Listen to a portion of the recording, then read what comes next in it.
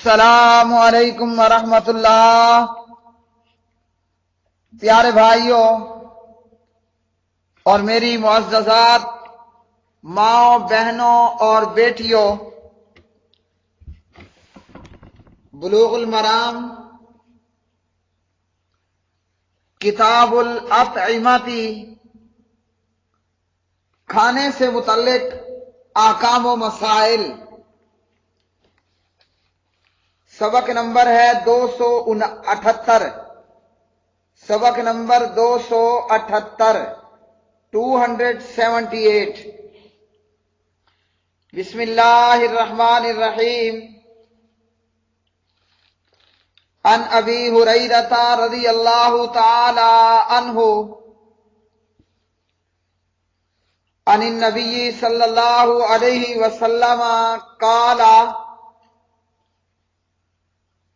کل ذی ناب من السباع فاکلہ حرام، رواہ مسلم، واخرجہ من حدیث ابن عباس بلفظ نہا وزاد وکل ذی ناب مخلب من الطیر۔ حضرت ابو ہریرہ رضی اللہ تعالی عنہ راوی ہیں۔ پیارے نبی جناب محمد الرسول اللہ صلی اللہ علیہ وسلم نے فرمایا، درندوں میں سے ہر کچلی والے جانور کو کھانا حرام ہے۔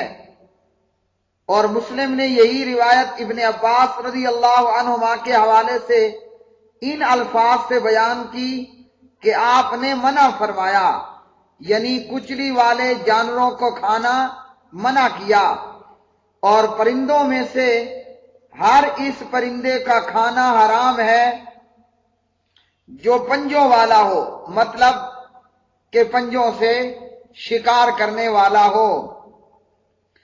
پیارے بھائیوں اور میری معززات ماؤں، یہ کتاب ہے کھانے سے متعلق احکام و مسائل، کہ کھانے کی اشیاء میں کون سی چیزیں حلال ہیں اور کون کون سی چیزیں حرام ہیں۔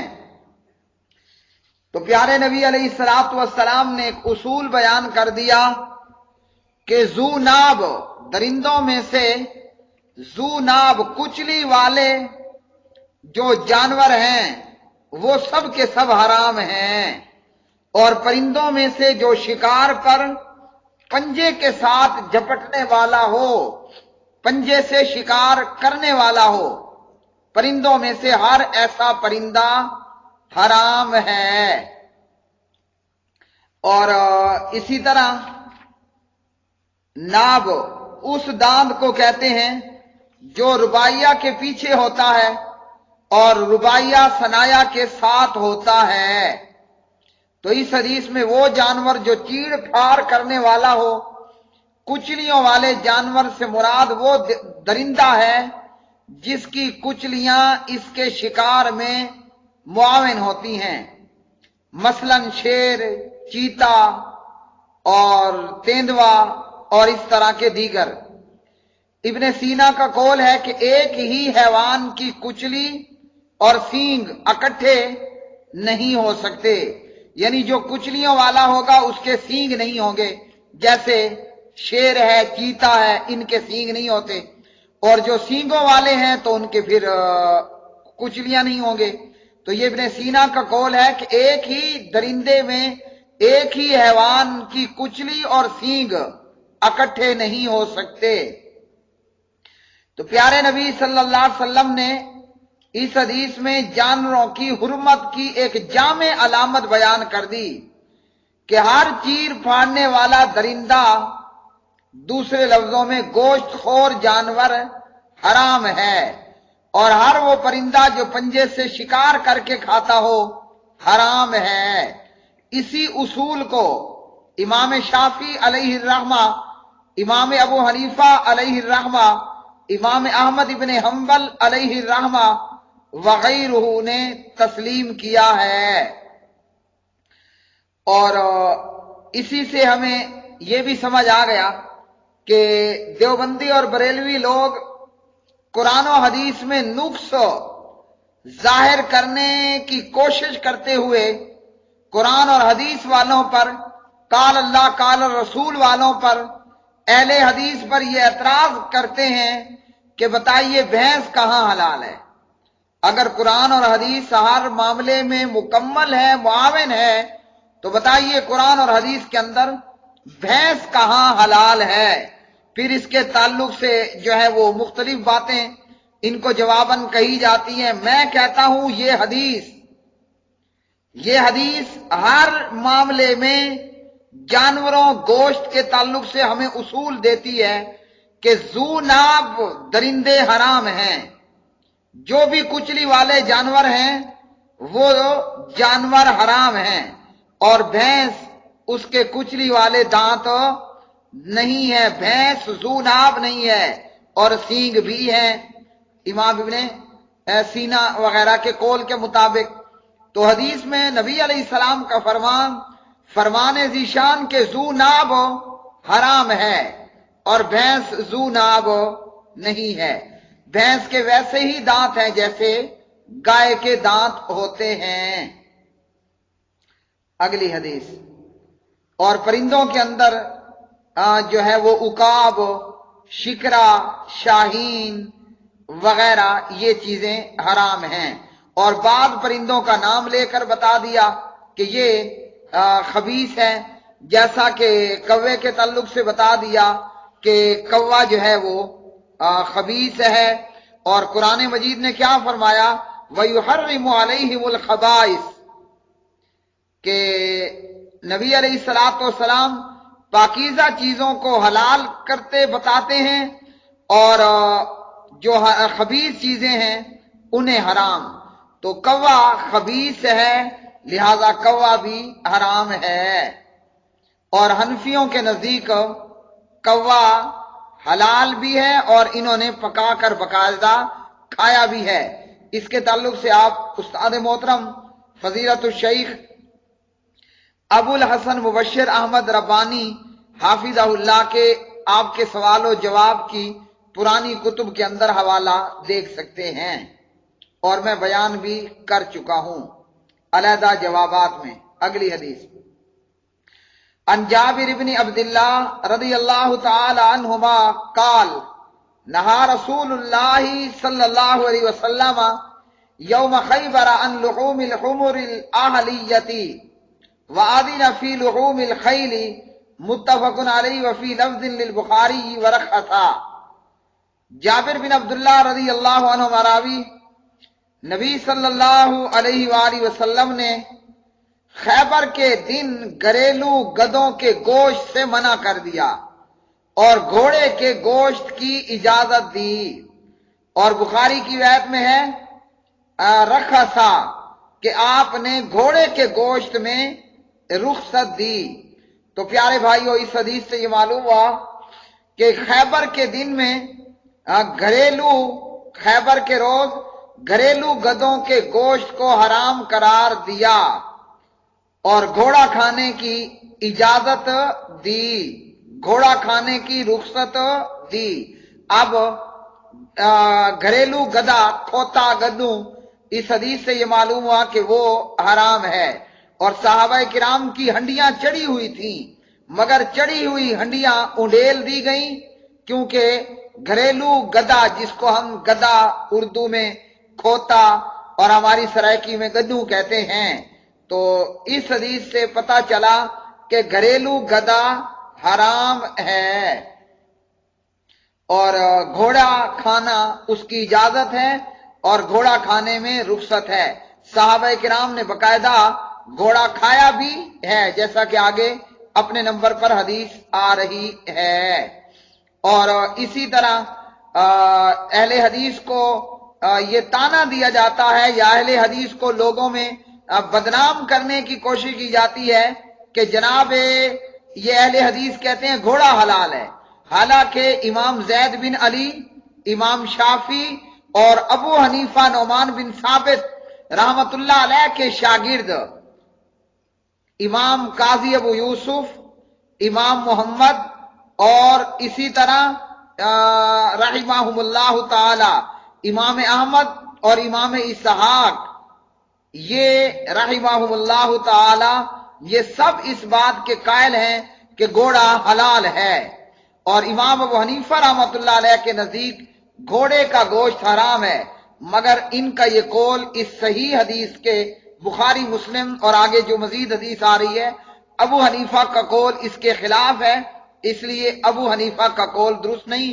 اور اس سلسلے میں وہی بات درست ہے جو بخاری مسلم میں جابر کی اس روایت میں اور آئندہ روایت میں آنے والی ہے، جس کی راویہ اسماء بنت ابی بکر رضی اللہ تعالی عنہما ہیں۔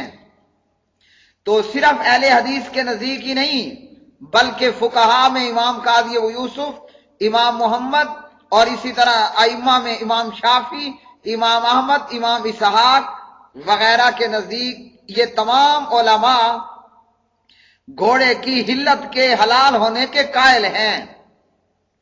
اب رہ گیا معاملہ کہ کھایا جاتا ہے یا نہیں، تو ضروری نہیں ہے کہ ہر وہ چیز جو حلال بھی ہو اس کو کھانا کوئی فرض ہو، آپ کھائیں نہ کھائیں، طبیعت مانتی ہے کھا لیں، طبیعت نہیں مانتی نہ کھائیں، لیکن میری طبیعت ماننے نہ ماننے سے حلال اور حرام کا کوئی تعلق نہیں ہے۔ طبیعت تو یہ ہے کہ بعض بندوں کو اب کریلے مزہ نہیں دیں گے تو کیا کریلا حرام ہو جائے گا؟ بعض بندوں کو بینگن، ہمارے ہاں بینگن کو بتاؤں کہا جاتا ہے، ان کو بینگن مزہ نہیں دے گا تو کیا بینگن حرام ہو جائے گا؟ بینگن حلال ہے، کریلا حلال ہے، اور دیگر بہت ساری چیزیں حلال ہیں۔ طبیعت مانتی ہے کھا لیں، طبیعت نہیں مانتی چھوڑ دیں، تو پتہ چلا کہ گھوڑا حلال ہے۔ اور اہل حدیث پر اعتراض کرنے والے نبی علیہ الصلوۃ والسلام کی حدیث کو، فرمان کو، سنت کو، فعل کو، تقریر کو پس پشت ڈالنے والے اہل حدیث دشمنی میں۔ اگلی حدیث عن عبداللہ ابن ابی اوفا رضی اللہ تعالی عنہ قال غزونا مع رسول اللہ صلی اللہ علیہ وسلم 7 غزوات نأکل الجراد متفق علیہ۔ حضرت عبداللہ بن ابی اوفا رضی اللہ عنہ راوی کہتے ہیں کہ ہم نے نبی علیہ الصلوۃ والسلام کے ہمراہ 7 غزوات لڑے اور ہم ٹڈی کھایا کرتے تھے۔ یہ پرندہ ہے ایک، اور اس کو بغیر ذبح کے ہی کھا لیا جاتا ہے، تو معلوم ہوا کہ جراد یعنی ٹڈی کھانا یہ حلال ہے۔ اگلی حدیث عن انس بن مالک رضی اللہ تعالی عنہ فی قصۃ الارنبی قال فذبحها فبعث بورقها الى رسول اللہ صلی اللہ علیہ وسلم فقبلہ متفق علیہ۔ انس بن مالک رضی اللہ تعالی عنہ راوی خرگوش کے قصے کے متعلق بیان کرتے ہیں۔ انس فرماتے ہیں کہ خرگوش کو ذبح کیا، یعنی ابو طلحہ نے خرگوش کو ذبح کیا اور خرگوش کی ران نبی صلی اللہ علیہ وسلم کی خدمت میں پیش کی تو آپ نے اس کو قبول کر لیا۔ انس فرماتے ہیں کہ ہم نے خرگوش کو بھگایا اور خرگوش دوڑ دوڑ کر تھک گیا، تو کہتے ہیں میں نے پکڑ لیا، ابو طلحہ کے پاس لایا، ابو طلحہ رضی اللہ عنہ نے خرگوش ذبح کیا اور خرگوش کی ران ستل، خرگوش کی ران نبی علیہ السلام کی خدمت میں بھیج دی۔ نبی علیہ الصلوۃ والسلام نے خرگوش کی ران کو قبول کر لیا۔ بخاری مسلم کی اس حدیث سے میرے محترم بھائیوں معلوم ہوا کہ خرگوش حلال ہے، اگر حلال نہ ہوتا تو جناب محمد الرسول اللہ صلی اللہ علیہ وسلم اسے قبول ہی نہ فرماتے۔ پتہ چلا کہ خرگوش حلال ہے۔ اب بعض جاہلوں نے یہ کہہ رکھا ہے کہ چونکہ خرگوش کی مادہ کو حیض آتا ہے، خرگوش کی مادہ کو مینسز آتے ہیں تو اس لیے خرگوش حرام ہے۔ یہ وہ لوگ ہیں کہ جو سراسر جہالت کے اندر پی ایچ ڈی کر رکھے ہیں، یہ وہ لوگ ہیں جنہوں نے جہالت کے اندر پی ایچ ڈی کر رکھی ہے، اور انہی لوگوں نے یہ بھی کہا ہوا ہے، مجھے دیگر دنیا کا نہیں پتا، میرے شہر ڈی اے خان کے اندر ہم یہ بات سنتے ہیں کہ اہل تشیع کے ہاں ملی مچھلی حلال نہیں بلکہ حرام ہے۔ اہل تشیع کے ہاں وہ ملی مچھلی کو حرام یا مکروہ کہتے ہیں، مچھلی کی ایک خاص قسم ہے۔ اور اسی طرح کہا جاتا ہے کہ خرگوش حرام ہے، کیوں کہ خرگوش کی مادہ کو حیض آتا ہے۔ تو پیارے بھائی اس حدیث سے کیا معلوم ہوا؟ نمبر 1 خرگوش حلال ہے، نمبر 2 حلال اور حرام کے ساتھ مینسز کا حیض کا تو کوئی تعلق اور تصور نہیں ہے۔ حلال اور حرام کا اصول وہی ہے کہ کل ذی ناب من السباع فاکلہ حرام وکل ذی مخلب من الطیر، ذو ناب درندہ حرام ہے اور پنجوں سے شکار کرنے والا، ذو ناب درندہ حرام ہے اور پنجوں سے شکار کرنے والا پرندہ حرام ہے۔ تو حیض کے ساتھ اس کا کوئی تعلق نہیں، معلوم ہوا کہ خرگوش حلال ہے۔ پیارے بھائیو، یہ آج کا سبق نمبر 278 تھا۔ آج کے سبق میں ہمیں جانوروں میں یہ پتہ چلا کہ کون سے جانور حلال اور کون سے جانور حرام ہیں، اور اسی طرح یہاں یہ بھی سن لیجئے کہ جو جنگلی گدھا ہے زیبرا وہ حلال ہے، اور جو گھریلو گدھا ہے کھوتا وہ حرام ہے۔ جنگلی گدھا جس کو اردو میں زیبرا کہا جاتا ہے ڈبی دار، وہ حلال ہے، اور جو گھریلو گدھا ہے جس کو کھوتا گدھو کہا جاتا ہے وہ حرام ہے۔ اور پرندوں میں سے پنجے سے شکار پر جھپٹنے والے پرندے حرام ہیں، اور خرگوش حلال ہے، اور جناب گھوڑا حلال ہے، اور ٹڈی حلال ہے۔ اللہ تعالیٰ اپنے پیارے نبی محمد الرسول اللہ صلی اللہ علیہ وسلم کی حدیث کو پڑھنے، پڑھانے، سمجھنے، سمجھانے اور عمل کرنے کی توفیق عطا فرمائے، اور پاک پروردگار اس نیک عمل کو اپنے ہاں قبول فرمائے، اور اللہ تعالیٰ اس کے بدلے دنیا آخرت کی بھلائیاں اور اپنے گھر بیت اللہ کی زیارتیں، حج عمرہ نصیب فرمائے، اور مصیبتوں، بیماریوں، تکلیفوں، دردنوں، الجھنوں، ٹینشنوں سے اللہ تعالیٰ امان عطا فرمائے۔ وآخر دعوانا ان الحمد للہ رب العالمین۔